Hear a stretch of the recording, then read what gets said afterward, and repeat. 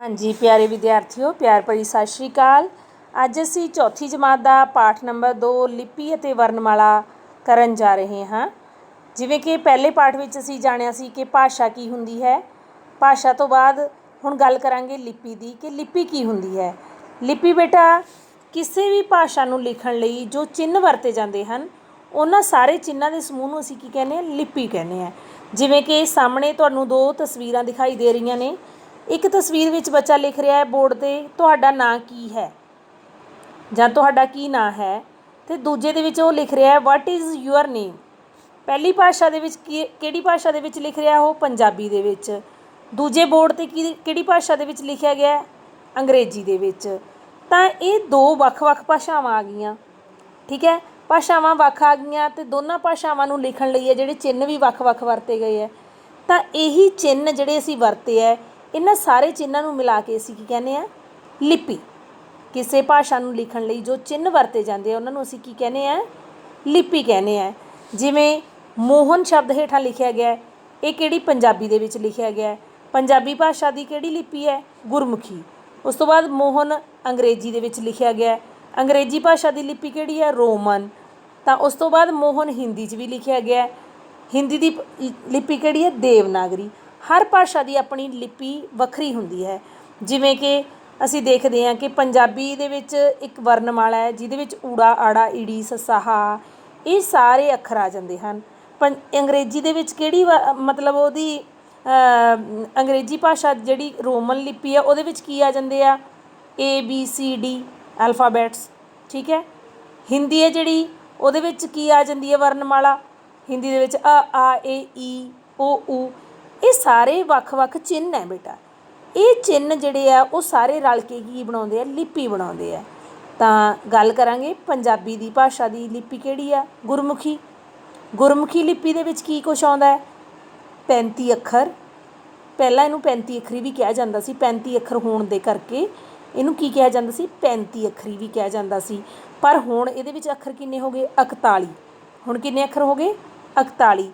वो सारे अखर लगा 10 लगा तुहानूं मैं पढ़ाइयां ने कि 10 लगा ने, किहड़ी मुक्ता कन्ना सिहारी बिहारी वो लगा, ते 3 लगा अखर बिंदी टिप्पी ते अदक। इन्हां सारे चिन्हां नूं रला के असीं की कहने आ, लिपि। किहड़ी लिपि, गुरमुखी लिपि। ये सारे रल के की बनाउंदे ने, गुरमुखी लिपि। पंजाबी भाषा दे 41 अखर, लगा 10 अते 3 लगा अखर, ये सारे रल के की बनाउंदे ने, गुरमुखी लिपि। उस तो बाद गल करांगे वर्णमाला दी। वर्णमाला की हुंदी है, वर्णमाला वर्ण की हुंदी है बेटा, अखर। माला की हुंदी है जिहदे विच तरतीब नाल कोई चीज़ परोई भी होवे। तां पंजाबी दे विच आपां की कहांगे, वर्णमाला अखरां दी माला। भाषा विचले जदों अखरां नूं असीं एक निश्चित तरतीब दे विच लिख दिंदे आ तां उहनूं की कहंदे आ, उस भाषा दी वर्णमाला। जिवें पंजाबी दी वर्णमाला है उहदे विच कुल 41 अखर ने। उन्हां 41 अखरां नूं असीं 8 वर्गां दे विच वंडिया होया। जिवें ऊड़ा आड़ा ईड़ी ससा हाहा, इहनूं की पहले वर्ग नूं की कहने असीं, मुख वर्ग। दूजे नूं कक्के तो लाइन जिहड़ी शुरू हुंदी है उहनूं असीं बोलदे आ कवर्ग। जिहड़ी चच्चे तो लाइन शुरू हुंदी है उहनूं बोलदे आ असीं चवर्ग, उन्हां सारे 5 अखरां नूं। टैंके तो शुरू होण वालिआं नूं असीं टवर्ग बोलदे आ, उस 5 अखरां नूं। तत्ते वाली लाइन दे विच जिहड़े 5 अखर आउंदे आ उहनां नूं असीं तवर्ग। पप्पे वाली लाइन च आउण वालिआं नूं पवर्ग। यईए विच यईया रारे लल्ला वावा डाड़ा ये 5 अखरां नूं असीं बोलदे आ आखरी वर्ग।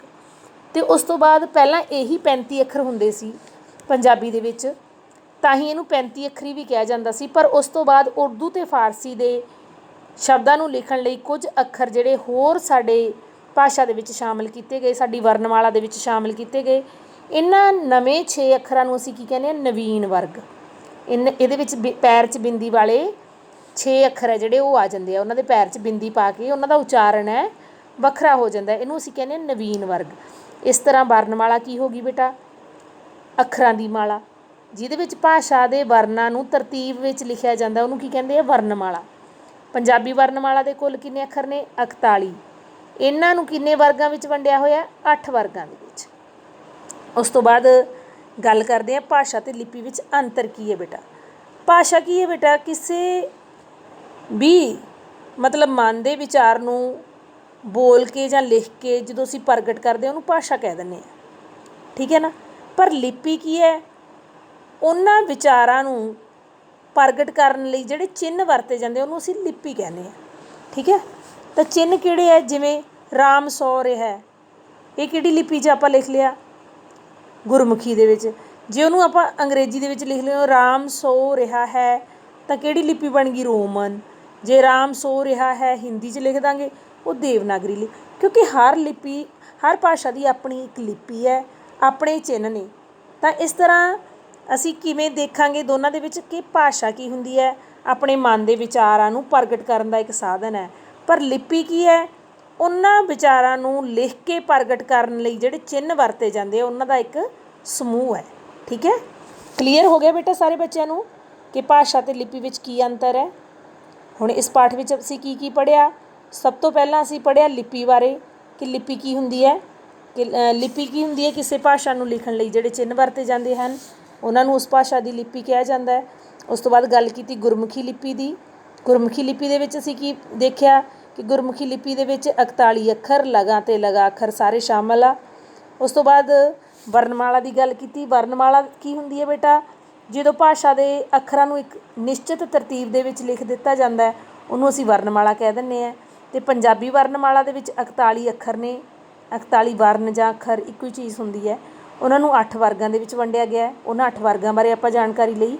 ਉਸ ਤੋਂ ਬਾਅਦ ਭਾਸ਼ਾ ਅਤੇ ਲਿਪੀ ਵਿੱਚ ਅੰਤਰ ਬਾਰੇ ਆਪਾਂ ਜਾਣਿਆ ਕਿ ਭਾਸ਼ਾ ਕੀ ਹੁੰਦੀ ਹੈ? ਆਪਣੇ ਮਨ ਦੇ ਵਿਚਾਰ ਪ੍ਰਗਟ ਕਰਨ ਦਾ ਇੱਕ ਸਾਧਨ ਹੈ। ਪਰ ਲਿਪੀ ਉਸ ਭਾਸ਼ਾ ਨੂੰ ਲਿਖ ਕੇ ਪ੍ਰਗਟ ਕਰਨ ਵਾਲੇ ਚਿੰਨ੍ਹਾਂ ਦਾ ਸਮੂਹ ਹੈ। ਠੀਕ ਹੈ, ਕਲੀਅਰ ਬੇਟਾ। ਇਸ ਤੋਂ ਬਾਅਦ ਪਾਠ ਦੇ ਅਭਿਆਸ ਦੇ ਪ੍ਰਸ਼ਨ ਕਰਦੇ ਹਾਂ ਆਪਾਂ। ਹੇਠਾਂ ਦਿੱਤੀ ਵਰਨਮਾਲਾ ਹੈ, ਇਹਨੂੰ ਤੁਸੀਂ ਪੂਰਾ ਕਰ ਲੈਣਾ, ਆਪਣੇ ਆਪ ਪੂਰਾ ਕਰੋਗੇ ਤੁਸੀਂ। ਉਸ ਤੋਂ ਬਾਅਦ ਹੇਠਾਂ ਅੱਖਰਾਂ ਨੂੰ ਉਹਨਾਂ ਦੇ ਵਰਗ ਦੇ ਨਾਲ ਮਿਲਾਉਣਾ ਹੈ ਕਿ ਕਿਹੜਾ ਅੱਖਰ ਕਿਹੜੇ ਵਰਗ ਨਾਲ ਦੇ ਵਿੱਚ ਆਉਂਦਾ ਹੈ। ਜਿਵੇਂ ਗੱਗਾ ਕਿਹੜੇ ਵਰਗ ਦੇ ਵਿੱਚ ਆਏਗਾ ਬੇਟਾ? ਕਵਰਗ ਦੇ ਵਿੱਚ ਆਏਗਾ। ਗੱਗਾ ਕਵਰਗ, ਕਿਉਂਕਿ ਕੱਕੇ ਖੱਖੇ ਵਾਲੀ ਲਾਈਨ ਦੇ ਵਿੱਚ ਗੱਗਾ ਆਉਂਦਾ ਹੈ। ਉਸ ਤੋਂ ਬਾਅਦ ਝੱਜਾ ਜਿਹੜਾ ਹੈ ਬੇਟਾ ਉਹ ਕਿਹੜੇ ਵਰਗ ਦੇ ਵਿੱਚ ਆਏਗਾ? ਚਵਰਗ ਦੇ ਵਿੱਚ।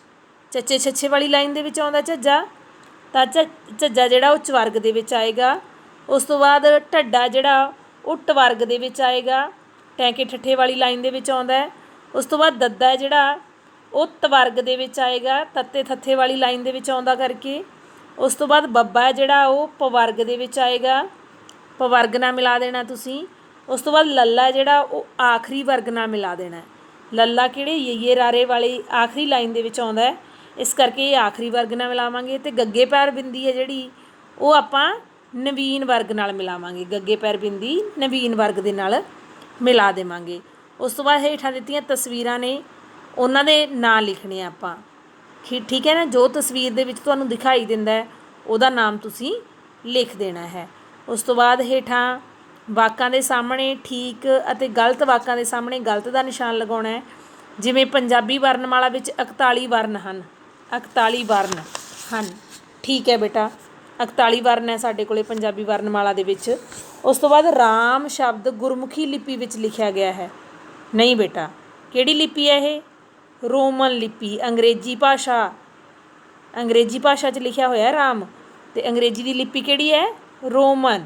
ਤਾਂ ਇਸ ਤਰ੍ਹਾਂ ਇਹ ਵਾਕ ਕੀ ਹੈ? ਗਲਤ। ਇਹਦੇ ਸਾਹਮਣੇ ਗਲਤ ਦਾ ਨਿਸ਼ਾਨ ਲਗਾਓਗੇ। ਉਸ ਤੋਂ ਬਾਅਦ ਹੈ ਜੀ ਪੰਜਾਬੀ ਵਰਨਮਾਲਾ ਦੀ ਨਵੀਨ ਟੋਲੀ ਵਿੱਚ 6 ਵਰਨਾਂ ਦੇ ਪੈਰਾਂ ਵਿੱਚ ਬਿੰਦੀ ਪਾਈ ਜਾਂਦੀ ਹੈ। ਬਿਲਕੁਲ ਸਹੀ। ਜਿਹੜਾ ਨਵੀਨ ਵਰਗ ਹੈ ਉਹਦੇ ਵਿੱਚ 6 ਵਰਨ ਹੈ, 6 ਅੱਖਰ ਹੈ ਜਿਨ੍ਹਾਂ ਦੇ ਪੈਰ 'ਚ ਅਸੀਂ ਬਿੰਦੀ ਪਾਉਂਦੇ ਹਾਂ। ਸਹੀ ਹੈ ਇਹ। ਪੰਜਾਬੀ ਵਰਨਮਾਲਾ ਦੇ 7 ਵਰਗ ਹਨ। ਨਹੀਂ ਬੇਟਾ, ਇਹ ਗਲਤ ਹੈ। 8 ਵਰਗ ਹਨ ਸਾਡੇ ਕੋਲ। ਤਾਂ ਇਸ ਤਰ੍ਹਾਂ ਨਾਲ ਇਹ ਪ੍ਰਸ਼ਨ ਤੁਸੀਂ ਹੱਲ ਕਰ ਲੈਣੇ ਹਨ। ਉਸ ਤੋਂ ਬਾਅਦ 5ਵਾਂ ਪ੍ਰਸ਼ਨ ਹੈ ਪ੍ਰਸ਼ਨ ਉੱਤਰ। ਸਭ ਤੋਂ ਪਹਿਲਾਂ ਲਿਪੀ ਤੋਂ ਕੀ ਭਾਵ ਹੈ? ਇਹਦਾ ਉੱਤਰ ਕਿੱਥੇ ਪਿਆ ਹੈ? ਸਭ ਤੋਂ ਸਟਾਰਟਿੰਗ ਦੇ ਵਿੱਚ ਪੇਜ ਨੰਬਰ 10 'ਤੇ। ਹਰ ਭਾਸ਼ਾ ਨੂੰ ਲਿਖਣ ਲਈ ਜੋ ਚਿੰਨ੍ਹ ਵਰਤੇ ਜਾਂਦੇ ਹਨ ਉਹਨਾਂ ਦੇ ਸਮੂਹ ਨੂੰ ਕੀ ਕਹਿੰਦੇ ਹੈ? ਲਿਪੀ ਆਖਦੇ ਹੈ। ਇਹ ਯੈਲੋ ਕਲਰ ਦੇ ਬਾਕਸ ਦੇ ਵਿੱਚ ਇਹਦਾ ਆਨਸਰ ਤੁਸੀਂ ਦੇਖ ਸਕਦੇ ਹੋ। ਉਸ ਤੋਂ ਬਾਅਦ ਅਗਲਾ ਪ੍ਰਸ਼ਨ ਹੈ ਕਿ ਪੰਜਾਬੀ ਭਾਸ਼ਾ ਦੀ ਲਿਪੀ ਬਾਰੇ ਜਾਣਕਾਰੀ ਦਿਓ।